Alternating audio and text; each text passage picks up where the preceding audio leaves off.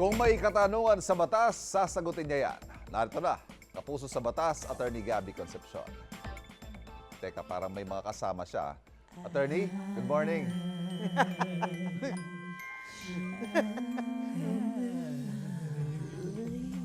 Ay, di ba? Ayos ba? Ko, grabe ang aking mga kasama today. Hindi po kayo namamalikmata? Tatlong Mariah ang katabi ko.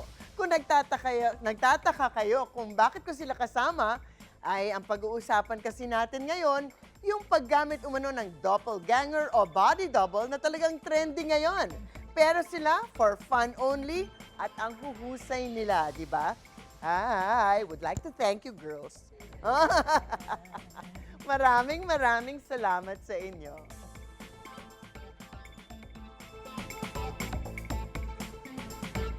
So, usap-usapan nga ito ngayon, itong mga body double ni dismissed Mayor Alice Guo na ginamit daw para lituhin ang mga otoridad. Humarap na nga siya sa NBI, sa CCTV, hawig ang kanyang buhok, salamin at pananamit kay ex-Mayor Guo. Ngayong uso pa naman ang mga look-alike, ano ba ang sinasabi ng batas tungkol dito? Ask me, ask Attorney Gabby.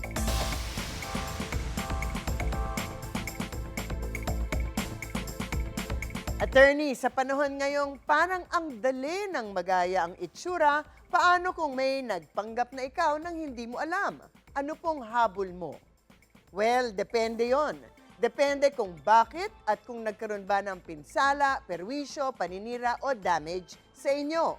Kung wala, baka wala naman kayong habol. Sabi nga nila, imitation is the best form of flattery. Pero kung ito ay may masamang intensyon at nagkaroon ng damage o pinsala sa inyo, may maraming posibleng kaso. Halimbawa, kung nagpanggap ang isang tao na kayo para makapangutang, makakuha ng pera, alahas, gamit, anything of value, ito ay krimen ng estafa sa ilalim ng Article 315 ng Revised Penal Code. Panloloko o swindling ito, of course, ang penalty ay depende sa amount na nakuha, pero merong kulong at may fine.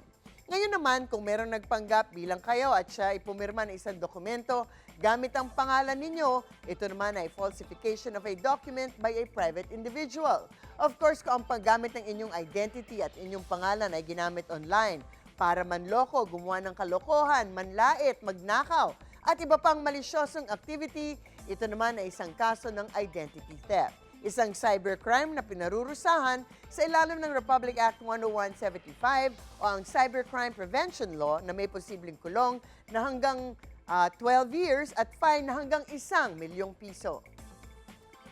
Paano naman po kung sinadya mong kumuha ng tao para gayahin ka at nagpanggap na ikaw para makapanloko? Ano pong pananagutan? Kung kumuha kayo ng tao para magpanggap bilang kayo at gumawa ng krimen na makapanloko ng tao, sa palagay ko ay pareho naman kayong guilty bilang co-conspirators sa kung anong krimen na yan na ginawa ninyo. Pag naturingan kayong co-conspirators, all of you are equally guilty. Ngayon, kung sadya ka ngayong kumuha ng tao para gayahin kayo, magpanggap para matuluyan kayong umeskapo dahil huhulihin na kayo ng pulis halimbawa, ito naman ay posibleng obstruction of justice sa ilalim ng Presidential Decree 1829. Meron ding sitwasyon na pwede kayong pumirma gamit ang ibang pangalan. Ito ay maaaring kaso using a fictitious name. Ang krimen na tawag na ito sa ilalim po ng Article 172 ng Revised Penal Code. Of course, kung nag-impersonate lamang kayo para magbigay aliw at kasiyahan sa ibang tao, totally not a crime at all. I agree. So, sa mga usaping batas, bibigyan po nating linaw para sa kapayapaan ng pag-iisip, huwag magdalawang isip.